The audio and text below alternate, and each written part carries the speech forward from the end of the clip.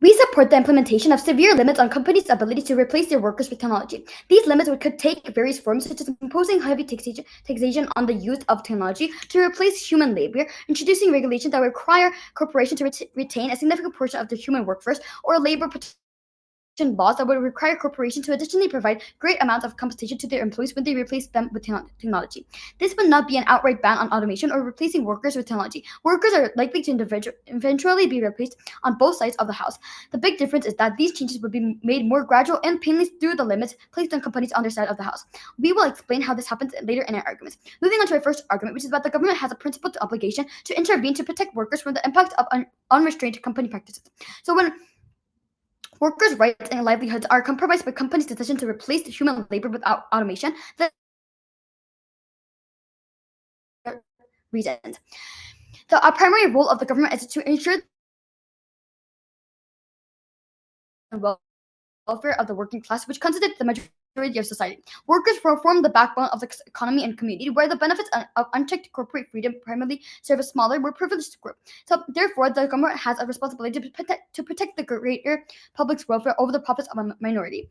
Companies, by nature, hold far more power and resources than individual workers, allowing them to set terms that workers have little choice but to accept. This power disparity is particularly harsh for workers in lower skilled positions who may face imminent displacement by technology with the bargaining power to secure their rights. This imbalance renders these workers especially vulnerable. Therefore, the government's duty to protect the most vulnerable members of society requires it to prioritize worker protection over corporate freedoms. Even if interfering with the free market might lead to some economic loss in the short term, governments must weigh quality of life considerations that extend beyond pure economic gain. For example, governments regulate companies that harm the environment, recognizing that the free market fails to account for environmental costs. Similarly, in cases where corporate practices undermine labor rights, the government has a duty to correct this by protecting workers. The role of the government is not to blindly prioritize the efficiency of the free market, but to balance corporate efficiency with the well-being of its people. Moving on to our second argument, which is about these limits are necessary to protect workers' rights. Unchecked, the ability of companies to replace workers with technology poses a significant threat to workers' livelihoods in multiple ways.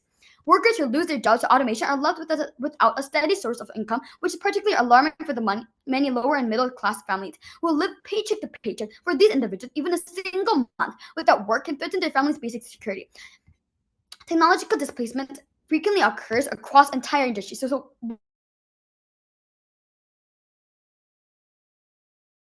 may no longer align with viable jobs. Skills and jobs replaced by technology are rarely transferable to other fields, leaving these workers with limited alternative options to maintain their livelihoods. So technological advancement happen rapidly, and workers are often not given enough time to retrain or upskill. Even when they see potential changes ahead, the window to transition to new fields is often too short to ensure job security, leaving them vulnerable to sudden income loss.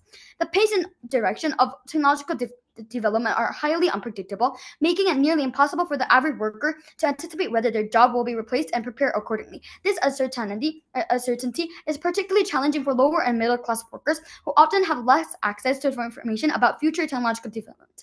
Together, these factors make workers extremely vulnerable to technological replacement with limited means to prepare or find viable alternatives, posing a serious threat to their financial security. Limiting companies' ability to replace workers with technology would slow down the automation process, though it wouldn't fully prevent displacement. The heavy taxes on new automation technologies would make replacing workers more expensive, leading companies to delay automation until the technology becomes cheaper.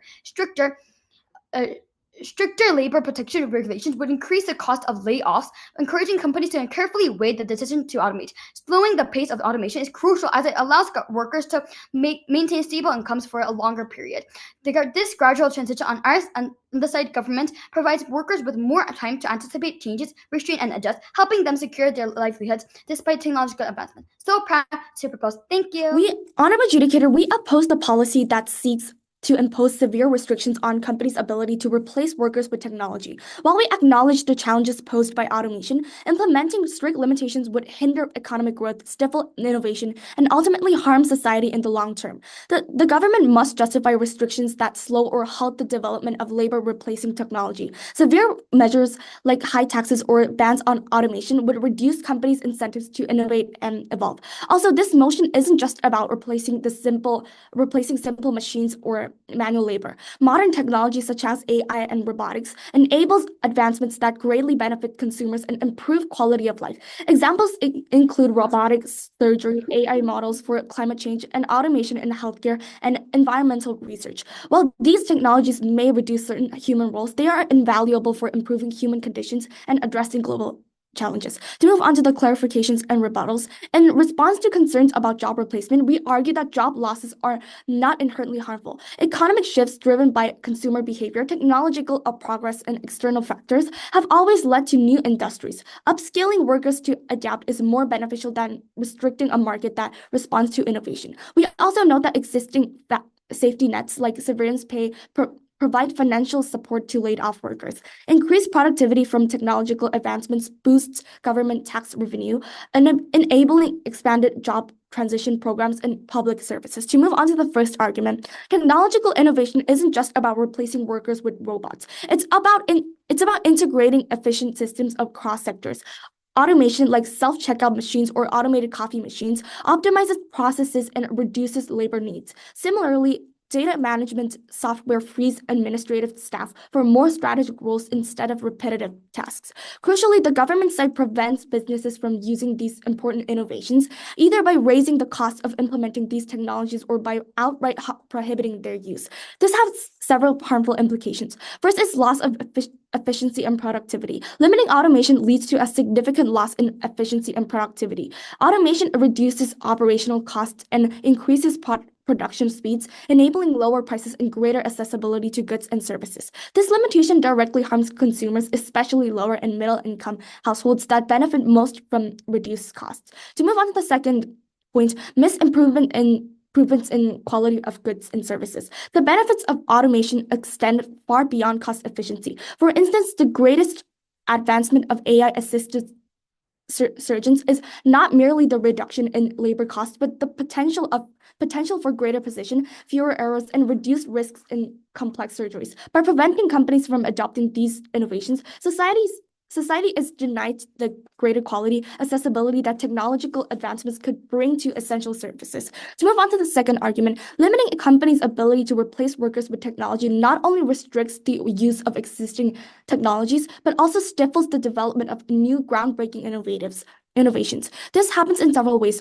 First, discourage research and development. Companies are far less likely to invest in researching and developing technologies to enhance efficiency if they have limited prospects for implementing these innovations. Given that almost any technology aimed at improving production efficiency could be considered as replacing workers, a wide range of innovations would likely to impact it under this policy. Second, reduced resources for further innovation. Limits and automation reduce efficiency, which in turn means companies have fewer resources to reinvest in further research and development. This stifling effect extends beyond automation itself, slowing innovation in other fields that could benefit society. This outcome is problematic because it deprives society of improvements in efficiency, quality of life, and social progress that accompany technological advancements, and I'm happy to oppose. Clarification I want to make before anything. The government bench is not against innovation, efficiency in production, or even the development of automation technology. The fact that these technologies are so efficient and profitable means that these technologies will be developed and eventually implemented even if companies are limited in their ability to immediately replace their workers. While you're defending and maintaining a balance between the efficiency and innovation that is achieved through these technological developments and the ability of the average citizen to have some stability and predictability in their livelihoods and to be safe from immediate displacement. Two things in my speech. First of all, some rebuttals. Last but not least, my arguments. Moving on to some rebuttals. They say that automation is the start of a better world. Op suggests that automation will force government towards a better social system, but there's no guarantee that these programs will steer quickly enough to manage unemployment strikes. Secondly, Op assumes that automation will improve society, ignoring the immediate costs and leaving workers vulnerable. Their argument for eventual progress doesn't mitigate the urgent disruptions that workers face today. So even though they respond that immediate cost is worthy, we still say that it's impossible to scale quickly enough to manage unemployment spikes in today's debate. The burden we push is that this weak stance on unchecked automation, ignoring the immediate fallouts on workers. If Op wants to endorse no severe limitation, they need to prove how they'll protect displaced workers without vague promises or delayed safety nets. But then moving on to second rebuttals about Avery mentions about where labor regulations still exist under their role. Simply pointing out to current labor laws doesn't address the scale of impact that unrestricted automation brings. One, traditional regulations weren't designed for the speed and scope of tech disruption. They fail to prevent mass job loss in sectors like manufacturing and retail. Second of all, on a comparison, our site acknowledges that the level of innovation and speed of technological improvement is something that government has not predicted. Therefore, OP has a burden to prove why such laws, based on previous circumstances, should be applicable to the current climate. But then moving on to argument 3, which is about the limits on companies foster a healthier society. A gradual approach to implementing technology offers numerous societal benefits, ensuring that technological advancement supports rather than disrupts social stability and economic health. By limiting companies and slowing the displacement of workers, we can create a society better equipped to handle the tech challenges of technological change. One, this argument operates into 3 parts. One, rapid displacement of workers would likely overburden government and community institutions, and sudden increases in unemployment place overwhelming demands on existing welfare and support systems. These programs are often inadequate to handle large-scale spikes in unemployment, putting institutions in crisis as they struggle to meet both the immediate needs of unemployed individuals and the long-term needs for retraining programs. By slowing this progress, limits on corporate automation give institutions time to strengthen welfare systems and implement programs that prepare a skilled workforce for future opportunities. Second of all, rapid automation displaces workers and reduces their income, which in turn decreases the consumer spending power and lower demands for goods and services, thereby disrupting economic stability. Slowing down this displacement retains stable employment levels, sustains consumer demand, and keeps money circulating in the economy, supporting a healthier market environment that allows businesses to thrive. This gradual transition ultimately benefits society by protecting the flow of money in the economy and maintaining stability in the face of technological change. Third, last but not least, the unchecked replacement of workers with technology tend to benefit a small group, primarily the owners and developers of technology, at the expense of the large population that relies on labor income to sustain their livelihoods. This dynamic risks widening wealth disparities as automation concentrates economic benefits among a privileged few while the majority of workers face job insecurities. Slowing the process of automation allows more individuals to adapt, helping to prevent social polarization and ensuring that the economic gains from technological advancement and share more equitably. By this argument, we prove how these these economic developments are not only benefited by multiple people, but only by some minimal people, such as developers or the owners of the company, but also there are multiple disadvantages for the workers because there's so much rapid displacement. As already mentioned by rebuttals, there's no sure that these programs will rapidly be changed and rapidly be interpreted in this debate. For these reasons, so proud to propose in this debate. Thank you. Government side has the burden to prove that extreme restrictions will yield better outcomes than targeted adaptation or reskilling efforts to these individual workers. They need to justify why blocking companies from technological advancements will generally benefit workers more than a balanced approach that includes upskilling and society safety nets. By pursuing a rigid stance, government risks stifling overall growth and denying workers a sustainable, future-oriented career path. In contrast, our approach protects workers' welfare in the long run by promoting economic resilience and adaptability. They still don't engage, so proud to oppose. Before any contingent, a few rebuttals. They say how technology replaces human labor. Firstly, technology should be seen not as simple replacing human labor, but as a powerful productivity multiplier. Automation often removes hazardous, repetitive, allowing human workers to transition into safer, higher value roles, creating a more competitive and resilient labor market. By framing automation solely as a job threat, the government that overlooks how it actually empowers the workforce by redirecting labor into more meaningful and skilled roles, ultimately developing the standard of employment. This narrative fails to account for the natural progression of job evolution, undermining their claim that restriction technology is necessary for protecting the environment. But secondly, if the primary concern for government is the lack of sufficient job retraining programs, they should focus on improving these programs to protect workers rather than delaying automation. Automation doesn't just affect blue-collar workers, it broadens economic opportunities. Currently, many in these demographics are unable to access essential services like affordable healthcare due to high costs linked to manual labor and limited technological infrastructure. Automation can make these services more accessible by reducing operational costs and increasing availability. Furthermore, automation drives customer demand by boosting productivity and expanding supply, which can in turn lead to new employment opportunities within industries. For instance, companies may need to hire more workers to improve customer service, address the needs of individuals with disabilities, or support specialized roles that enhance the overall customer experience. As technology handles a mundane task, companies can redirect their workforce towards areas that require a human touch, ultimately creating a better, healthier job market and a more adaptive economy for individuals. But secondly, they say about how this gives negative impact on individual worker and takes their opportunities away. Firstly, their argument focuses too narrowly on immediate disruption and short-term disruption, failing to see how current investment in technology build tomorrow's economy. This short-sighted view weakens their claim to protect workers' long-term interests. The restrictions they propose will harm the very business that drive employment, making their proposal counterproductive to the goal of protecting workers and economy as a whole. Now, moving on to our third argument, automation pushes governments to create a better society. The first thing to note is that a significant portion of labor is inherently oppressive, involving risky, mundane, or simple tasks that lack intrinsic value. Many of these jobs, often the first to be automated, are performed out of economic necessity rather than for personal fulfillment. Workers are not deeply connected to the products of their labor. They work primarily to sustain themselves financially. Consequently, there's little inherent value in preserving these jobs. As long as there's safety net ensuring basic living standards, the artificial maintenance of such labor becomes unnecessary on their side of the house. Importantly, governments have a strong incentive to increase these social safety nets on our side. To prevent social unrest and mass unemployment, governments are incentivized to expand safety nets and invest in job transition programs. By promoting these programs, we can encourage faster adaptation to a post-labor society. Limiting automation only delays this necessary transition and preserves the illusion of jobs created in roles that are becoming obsolete. In a world without restrictions on automation, governments and civil societies will be pressed to work with greater urgency to retrain people into roles that fit a post-labor society rather than keeping them in artificially sustained jobs that hold no real market demand. Ultimately, transitioning to a jobless society is desirable as many jobs inherently restrict human freedom. Limiting automation through the motion would prolong the existence of mundane, unfulfilling work instead of incentivizing a proactive shift toward a post-labor society. Instead of limiting efficient technology, policies like UBI and capital taxation could support this shift, allowing society to innovate and prepare for a future where economic security does not depend on traditional employment. Governments should prioritize exploring these options now as it offers sustainable solutions to support individuals and society less reliant on labor.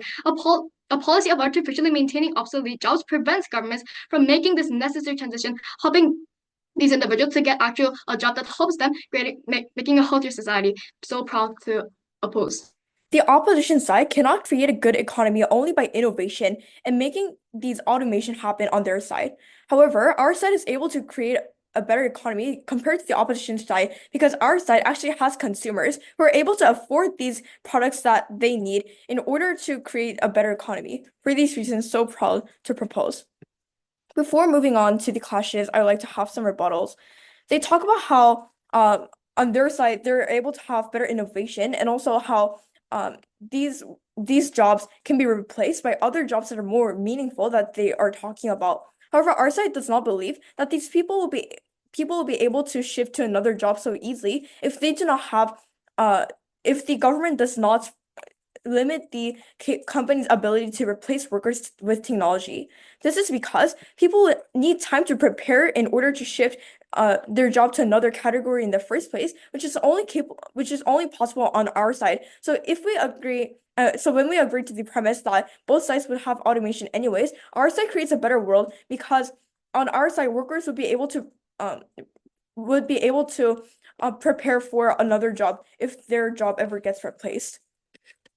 Now, moving on to the two questions that I have identified in this debate. First clash will be about how it is more important to protect workers than to maximize corporate efficiency. Not limiting the company's rights to replace workers with technology only benefits the already wealthy stakeholders, which are probably the CEOs of a company, and the actual vulnerable gets a lot of harm on their side. This looks like these workers losing their jobs due to automation and not being able to support their family. The workers are very vulnerable because the easily replaceable jobs are the ones that people are the most unready to shift to another job. And this is because these are usually simple jobs where workers are required to do manual labor, meaning that they do not have special skills, and therefore, without severe limitations on companies' ability to replace the workers with technology, the governments cannot ensure the jobs of the most vulnerable. However, on our side, we're able to give people time to actually prepare themselves for another job if their job ever gets replaced. And this significantly impacts the workers if their jobs are suddenly replaced, which is what happens on the opposition side, because these workers may literally lose their house if they were living paycheck to paycheck, but they suddenly lost their job, which is the main source of their money. Also, they will face difficulty in even affording food if they lose their source of money when they have their families to feed. And this means that the opposition side is limiting the benefits that workers must have as humans, which are very basic needs.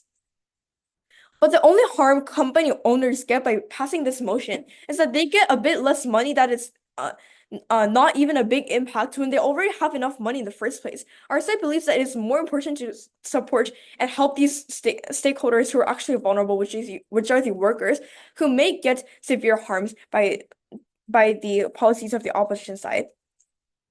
Now, moving on to the second clash that I would like to talk about, which is about which side is able to better support the economy. Firstly, I would like to talk about the factors of a good economy that can actually create a better economy. So in order to have a better economy, we it's not true that we only need innovation, and it's not true that we would only need these technologies that better encourages the companies. However, instead there needs to be consumers who are actually able to afford and do these environmental activities and spend their money in the economy so that these companies get enough profit, and therefore that is how the economy works. And it is and the opposition side creates a world where only the companies are very innovative, but there are no consumers to buy their products. Therefore, they do not have any benefits in the economy as well. For these reasons, so proud to propose. The government has no reason to delay economic growth when it has huge benefit to the society. We can help the workers better than the proposition side, who are artificially keeping the jobs. That is simple labor, which is hard to them. So moving on to my two clashes, which proves why it clearly takes this debate. So the first clash would be economic benefit and innovation versus protection of jobs. So we win this clash for three main reasons. So firstly, the proposition side claims it is the government's obligation to protect workers. However, the government also has the obligation to benefit the society overall, which is through economic growth and benefit. So one, it improves productivity, which clearly provides an incentive and ability to companies to lower the price because they want to have competitiveness. And to it improves quality of services, which directly benefit the public. So this motion isn't only about robots, but a new technology which provides services with few advantages like fewer errors. So it will be able to benefit the public too. And secondly, we can also help the vulnerable group through economic growth. So one, accessibility. So technology like delivery drone can reach remote areas without any disadvantage to them. And two, more welfare. So this would be furthermore explained in my second clash. But by economic growth, the government can collect more tax from the companies, which would be used on welfare to help the poor. And three, there's companies that invest in automation are laying the groundwork for the jobs of future. By imposing severe limitations, government would cripple future industry growth and innovation. And lastly, our stance recognizes that while automation disrupts certain jobs in the short term, it can also push toward a society that values human freedom and fulfillment over repetitive and uninspiring labor. So lastly, the reason why we win this clash, there's innovation and there's a potential to enhance people's life, but companies are not likely to innovate in propositions world because they have limited resources they can invest in, and they can be restricted their ability to use that technology against, so they have no incentive to have innovation. So moving on to my second clash, which will be which side creates a better society. So first, to clarify, instead of halting automation, a more strategic approach would be to understand and adapt to the market change, providing reskilling programs and supporting the transitioning workers. That this ensures that companies of all sizes and integrate automation responsibly, creating a balanced economy where technological growth is aligned with worker welfare. So our role would also have clear ways to protect jobless workers. Government has the ability to have welfare programs if they just have enough money and support from the citizens. The government would be pressured or clearly incentivized to solve unemployment on our side, because there is mass unemployment, which becomes a crucial social issue the government needs to solve. So even if there is some period before the policy implementation, there are current laws that can can provide protection. So firstly, companies need to give some amount of money to the workers when they are fired, and secondly, there are current welfare programs too. So what would actually happen in our world? There's two scenarios. One, workers will not have to work and stop doing simple labor, which is hard and does not satisfy themselves. The government can have programs like Universal Basic Income (UBI), which can be supported by the company's tax. So, and two, workers can find new jobs through retraining programs. It would be beneficial to current labor workers because it isn't just using their physical strengths. They will at least feel satisfaction compared to simple labor. We win this clash because there's no reason to delay this world where it is beneficial for current workers who are doing simple labor. And therefore, I'm very happy to oppose. Honorable Adjudicator, we are confident that we have successfully proven why we should win this debate. Our team has clearly outlined that the future of work must involve embracing technological progress rather than limiting it. The government's proposal to restrict automation presents a short-sighted and harmful approach that ultimately weakens the economy, stifles innovation, and doesn't address the real challenges faced by workers. Let me explain why step by step by the government's claims fall short. First, we emphasize the importance of economic growth and innovation, which the government fails to properly account for. Automation is a key driver of productivity, which in turn fosters economic growth. By restricting automation, companies will be less competitive, which ultimately harms not just businesses but workers as well. The government team's approach suggests that we should slow down progress to protect jobs, but in reality, the limitations they propose would create stagnation.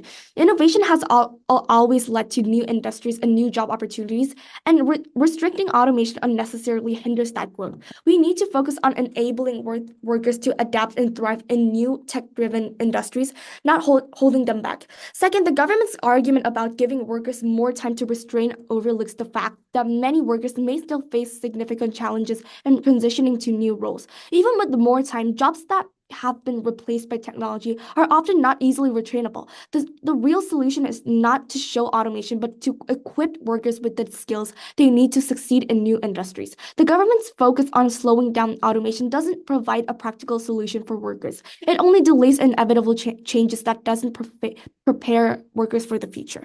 We are offering the better solution by focusing on education, retraining programs, and support systems that help workers adjust to technological advances rather than try to reverse progress. And I'm happy to oppose. You don't know how side op is going to win this debate when the main focus of their side is about productivity, not the workers themselves. We already told you that op is ignoring the immediate cost and leaving workers vulnerable, which means that their argument for eventual progress doesn't mitigate the urgent disruption that workers face in today's debate. So proud to propose. The court case and court argumentation of Union and Avery goes down because at the end of the debate, their side's arguments can't properly work without the subject called immediate active progress. Then now their side can't mitigate harm as to how they could prioritize a better role for urgent disruptions that these workers face, since they have failed to prove their check and balances because these labor laws are not current match for technology in the first place. Reasons why their check and balances and labor laws in current don't work on their side. So proud to propose. A side of government presented you three strong arguments. First of all, the government has a principled obligation to intervene to protect workers from the impacts of unrestrained company practices. Two, these limits are necessary to protect workers' rights. Last but not least, the limits on companies foster a healthier society. As mentioned before, this argument perfectly proved why workers should be the first priority to be protected. The only thing we heard from op is the productivity part that can't be even prioritized in the first place. I already told you in my deputy speech that these people will still be able to have enough profits. Slowing down this displacement can retain sales and employment level, sustain consumer demand, and keeps money circulating in the economy, supporting a healthier market environment that allows businesses to thrive. This gradual transition ultimately benefits the society by protecting the flow of money in the economy and maintaining stability in the face of technological change. Union lives in a world where bosses are also robots because they think that there could be fair prices when robots become workers. However, we disagree because bosses are the ones choosing the price, which means that it's impossible to have fair prices on both sides, which makes a deadlock at best. But also, even though we bite the bullet and allow that case, their case is very unrealistic because it's just so unclear as to who will be the one choosing if the bosses are going to be replaced or or not. They're just living in a utopian society that is not even possible in today's debate. Also, they say that we're looking at the short-term harm. The problem is that no one is sure of when will this properly work and how rapidly will this work, meaning that this might not end in a short-term problem and could cause many different problems. And even though you become charitable and say that this harm is a short-term harm, it's effective. This short-term harm doesn't still justify as to why workers will always should be fired and were replaced, because we already told you there are check and balances where laws won't work in the first place. I think we successfully engaged to all their points and prove why we should care more about the workers. For all these reasons, so proud to propose to win this debate. Thank you.